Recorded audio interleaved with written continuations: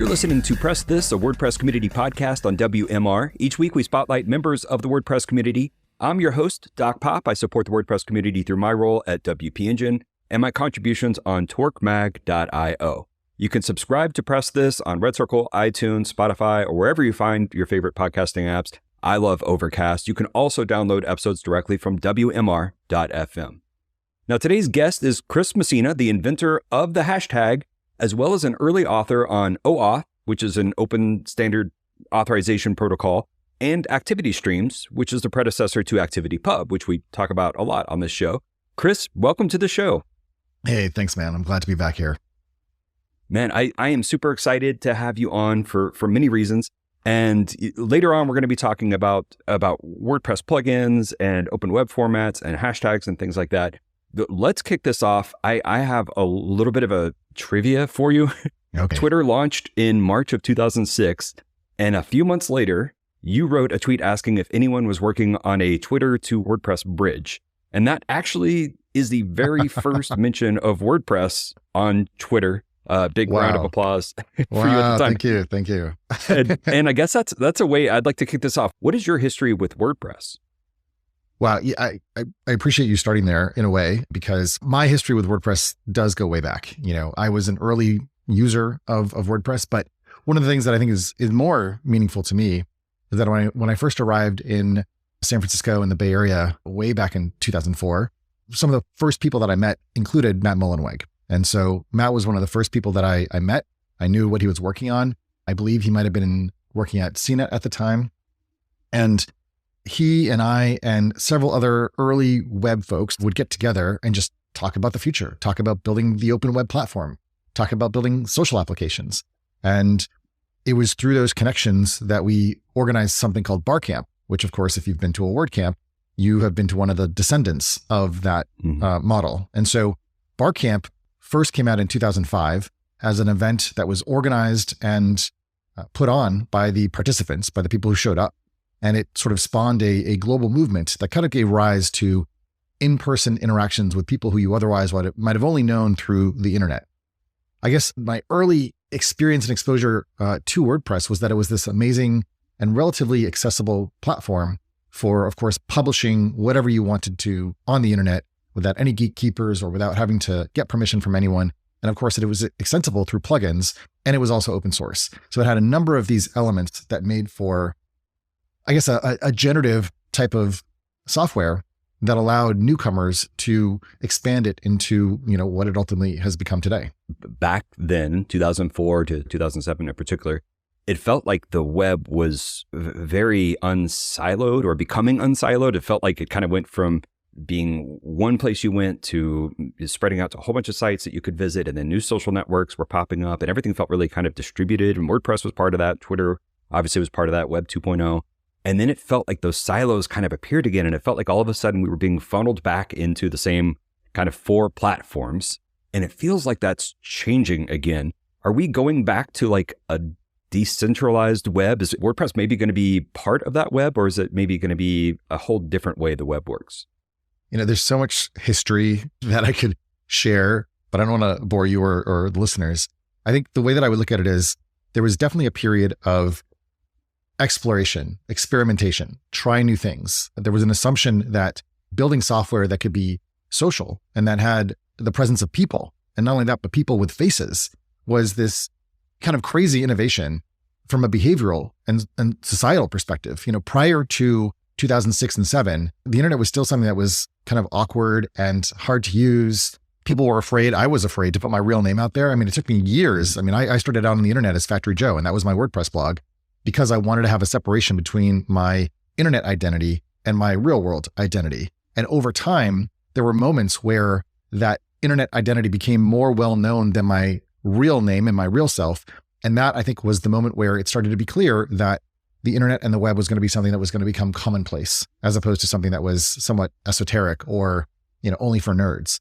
And so I think as a result of the popularization of these tools and technologies, a need to make these things more easy to use and especially easier for people to find their friends and connect with their friends. And then there was a whole layer of privacy and privacy expectations that was harder to support in a decentralized fashion, because while decentralization is incredibly important for freedom and for exploration and experimentation and for pluralities of ideas of how software can work and behave, you also need interoperability so that people on two different platforms can actually connect and focus on just being there and commenting on each other's stuff or seeing each other's stuff. So that's one of the real challenges of decentralized innovation. And I guess what I would say is that we've kind of gone through a period where there was a bunch of internet malls that were created, which was Facebook and Instagram and platforms like that, where yes, there was social content, but then it became commercial in nature. And a lot of patterns for how people interact or want to interact or are able to interact on these platforms became well known, such that now we can take all those product patterns and then put them into open source decentralized products, and we can standardize them. So there's kind of this breathing process, or what's the word? It's pendulation, where you move from one end to the other. You go from decentralization and experimentation into centralization, where you figure out the patterns that work. And then you kind of get into this ossification where everything gets kind of boring and the same. And then you move back in the other direction towards decentralization. And I believe that we're in the period of decentralization right now because we're getting kind of bored with, the gatekeepers that have decided what this, what is allowable, what is okay, what are the right ideas to think. And I think people want more plurality and diversity. I mentioned earlier that you were an early author on OAuth and ActivityStreams, and I feel like both of those tie into what you're talking about. In the early days of decentralization, these decentralized services needed ways to be able to authenticate and give permission to access and talk to each other while still keeping some level of privacy. And I know that the OAuth is still around and thriving. OAuth 2, I think, is the big version now. Yep. And you check in WordPress plugins, you'll see OAuth everywhere for connecting Facebook to your WordPress or WordPress to your Facebook or whatever, right? It's still around, and hopefully it'll come back, or is it already here and just people don't know that they're already living in this kind of decentralized world already? Yeah, I guess I'd say there's sort of like different measurements of decentralization. There's obviously the completely centralized and closed to interoperability platforms. Apple tends to be more centralized, where everything kind of has to work well within their ecosystem, all the way from the hardware into the software and services layer. Then you go to the web, and there's a lot of interconnectedness between different platforms. To the degree that it's decentralized, that has to be evaluated based on the type of interoperability and the degree to which people are on their own little hosts, let's say, or their own servers, and that those things interact or connect with some degree of coordination. So Mastodon as a network is a good example of decentralization, where you can have many different instances or services or servers that connect to one another without knowing that the others existed beforehand. All you have to know is that there's a domain name, and you use DNS, and you can find the other servers, and you can mention people who are on other servers. That's decentralization. To answer your question, though, I think it's worth going back to the origin of OAuth, which was originally called OpenAuth, but it turned out I think Yahoo was using that name, so we couldn't use that, so we had to shorten it. And where all these things came from was, as Matt was working on the early versions of WordPress, I worked on the launch of Mozilla Firefox, and that was in 2004. And I kind of came to this conclusion, and I'm sure many other people were thinking about it, which is that the browser should become social. The browser should understand who your friends are, because at the time, we were using a lot of social apps. There were apps like something called Upcoming, which maybe today is similar to Luma or Eventbrite.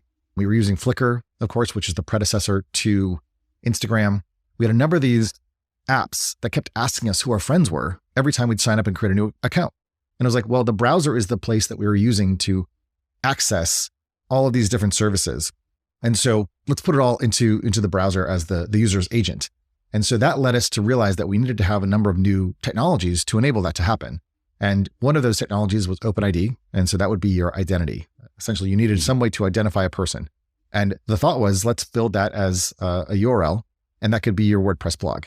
And so I started a project called the DISO project, DISO, to essentially create a number of WordPress plugins that would implement formats that would allow you to decentralize a social network on the back of WordPress. Now, this is before BuddyPress and those types of products existed, but we were mostly focused on how to build protocols to make this possible. And along the way, we realized that just sharing your password on every different website that you wanted to connect to, first of all, was insecure.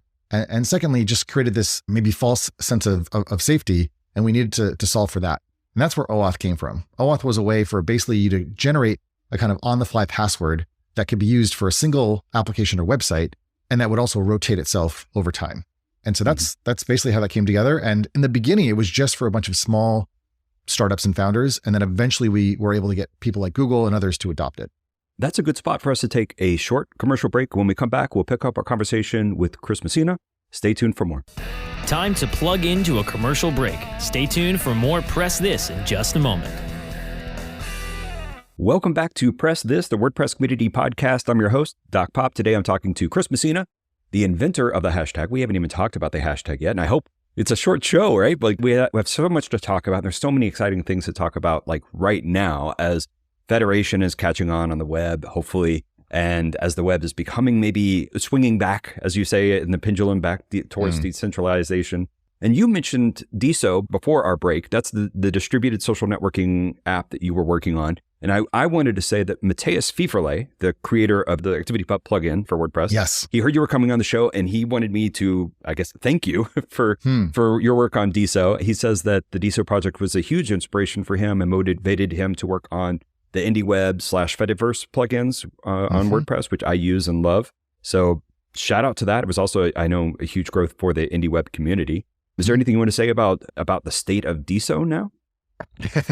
A lot of the things that I started or helped to get off the ground, because certainly these were collaborative efforts, were the seeds or sort of like, germs of ideas and concepts that I believed in and worked on long enough to kind of till the soil for these things to take root. But then it turns out I'm not an excellent farmer. I kind of like move on to like the next thing. Yeah, maybe a little more like Johnny Appleseed, I guess. And I just hope that these things grow into whatever they're going to become. And in so much as, when I saw that Automatic was going to be adopting ActivityPub and that Matthias had actually worked on this, one, there was just a sense of like, pride, sort of like my children have grown up and they've turned into something real. But also like the fact that they were raised by, a village and a community of people after I'd long moved on. So I think it's on the one hand important for me to kind of hold the torch of the origin of where these things came from and to reflect on the reasons why we wanted to do these things and what was causing us to create them in the way that we did, but then also to embrace open source as a way to allow these things to sort of lay fallow is too negative, but essentially to sort of take root. And then when the time was right to sort of spring forth from the ground and to turn into something, wonderful and to blossom into what they could become. And so, I'm just so stoked to see that, Matthias was able to do this and to do it in a way where he's going to bring it to the entire WordPress ecosystem. Like that is exactly what we wanted to do. But when we were doing it, it was too soon.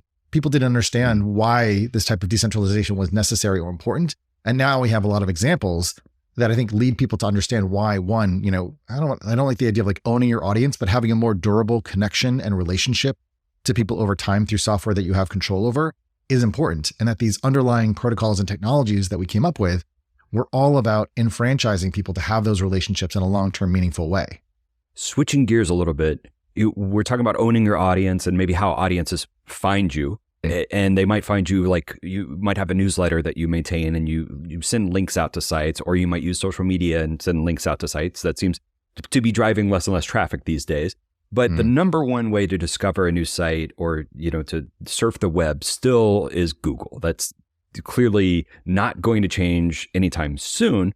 But it might change, but go ahead. Yeah, a new study by German researchers states that Google search results are getting worse. It's not our imagination. The year-long study showed that highly optimized, low-quality, basically spam articles are dominating search results. And similarly, sites like 404 Media found that Google News was boosting AI-generated versions of 404 Media's articles. In other words, people were using AI to copy, paste, and slightly change words and then just flood. And Google News was promoting those instead of the original source articles. One last thing that's happening on top of all of this, because there's always been this war between spammers and Google, but the last thing that's happening is Google and Bing are now adding AI-generated articles when you do a search results. They're kind of like, taking away that promise that they had to help connect sites. And instead, it seems like they're starting to kind of keep them there. So, okay, that's my long-winded speech about how I feel. Chris, I want to hear how you feel about how small websites can continue to be discovered in the next coming years. Well, one, I just want to point out that I don't think I heard a feeling, but I will share a feeling. And the feeling that I have in the current moment, I think, is one of, to some degree, bewilderment, but also excitement and enthusiasm, a little bit of trepidation, and also optimism. And I don't think optimism is a feeling, but I'll go with it. The question that you ask presupposes that the way that the web is and has been needs to be the way that the web persists and will continue to be.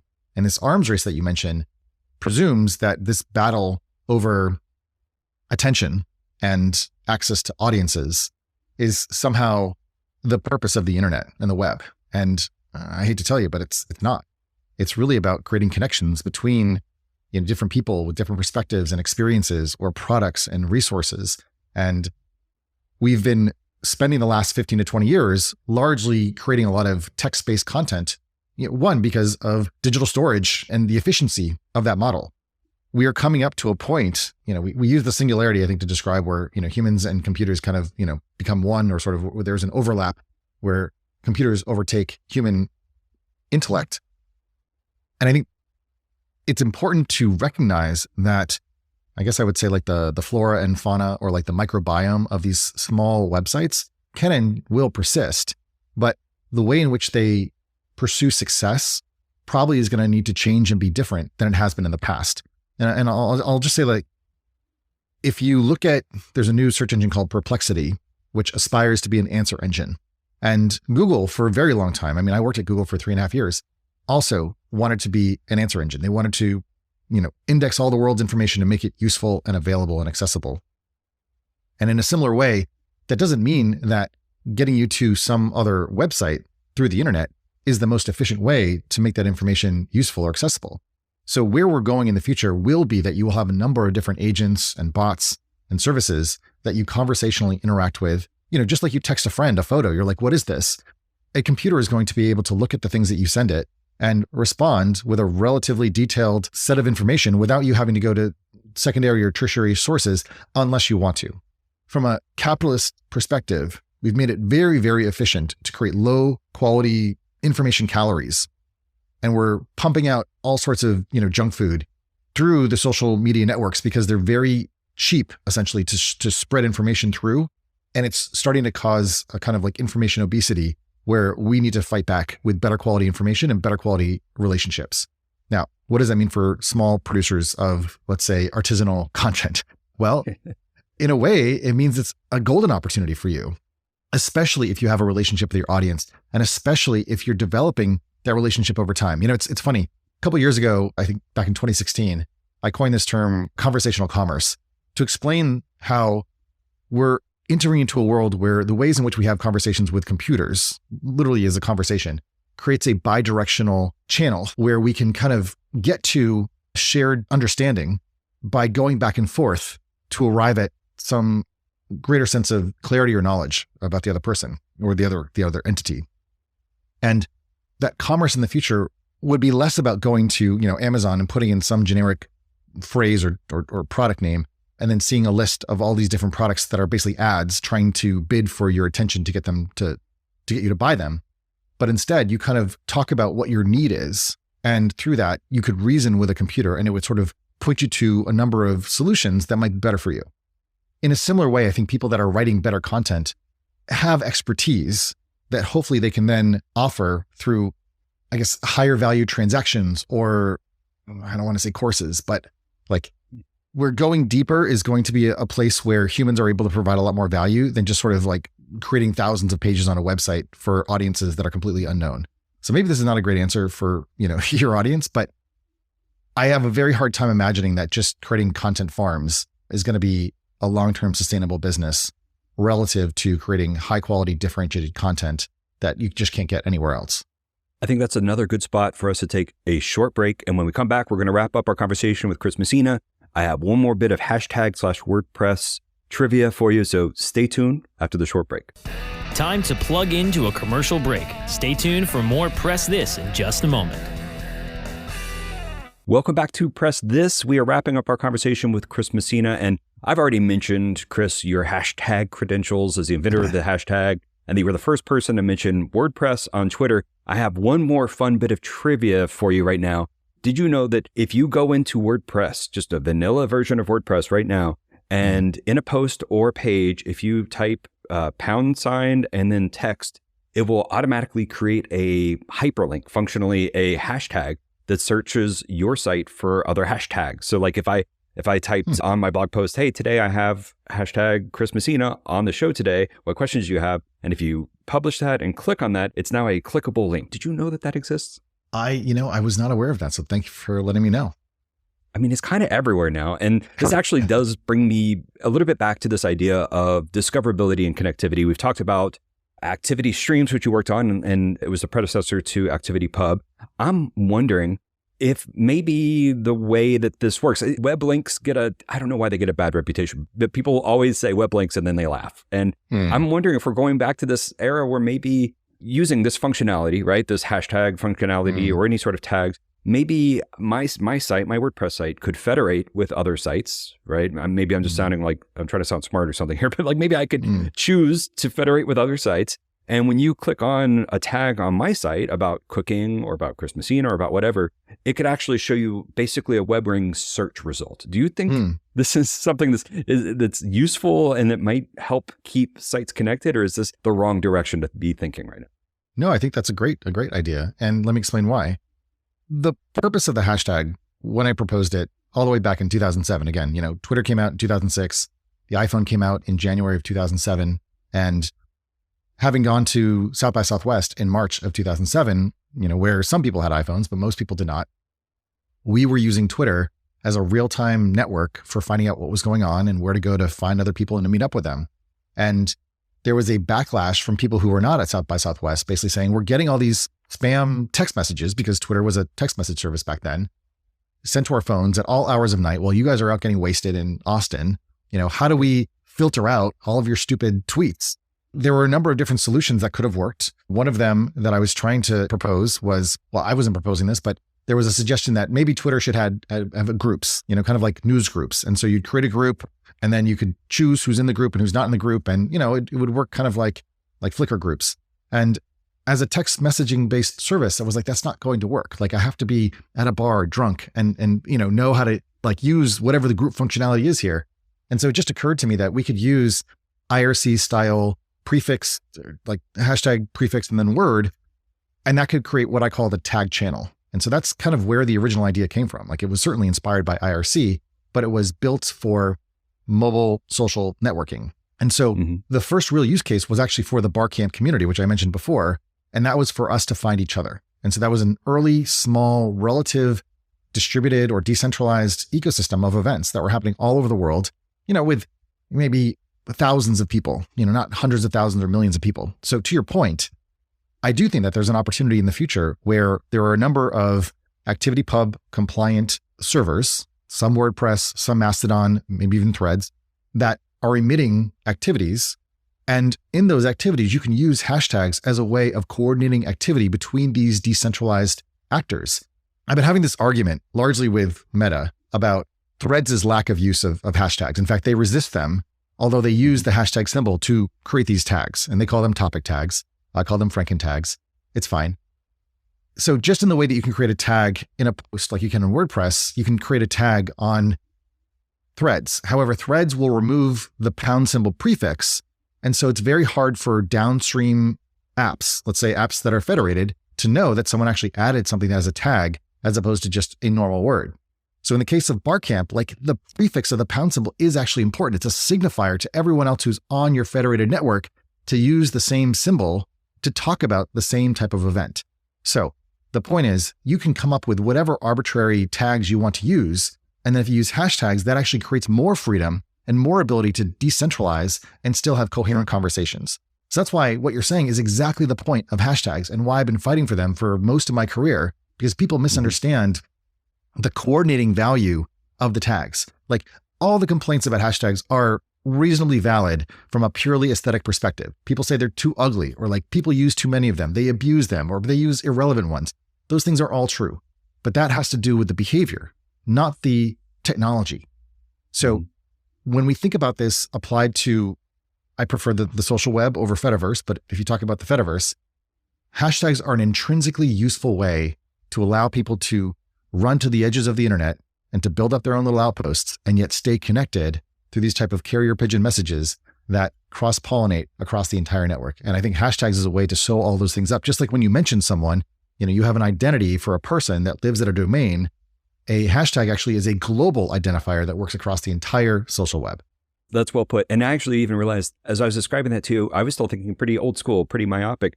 If I wrote a post on my WordPress blog and I included a hashtag on there, people could click on it and maybe see other people in my federated world, but maybe also they'd have a tab that shows other people they follow that mention that same thing. And that could include other WordPress blogs as well as, right? So that really blows your mind. It's not just me connecting to my friends, but also my followers can check. Look, the whole idea is that it's a way to slice through a number of different contexts and to bring together a conversation where you choose, it's not exactly moderation, but where you choose what is inbounds and what is out of bounds, right? So if I want to see Doc Pop's friends and what they're talking about this hashtag that I've never seen before, and suddenly it explodes this conversation about something that I'm actually interested in, that's super valuable. That's an amazing discovery tool that no one had to create. You didn't have to register or check in with some authority, and they can't shut you down, right? And if people start spamming the tag, that's not a big deal because you don't follow them, right? So there's a self-healing aspect of the Fediverse that I think we've lost and that is worth fighting for. And obviously I'm biased, but I think hashtags are variable and should be used as a way to re-enfranchise people when they want to connect with networks that are off of the mainstream sort of, mall-based social networks. And on that note, Chris, what is the best place for people to follow you online right now? So you can always get to my website, chrismessina.me. I'm in the process of doing it, but we'll see. And then I'm also actually on Threads. So you can find me at threads.net/@Chris. I have left X/Twitter. So those are the two places where I'm most active these days. And thanks to everyone for listening to Press This, a WordPress community podcast on WMR. Thanks, Chris, for your time today.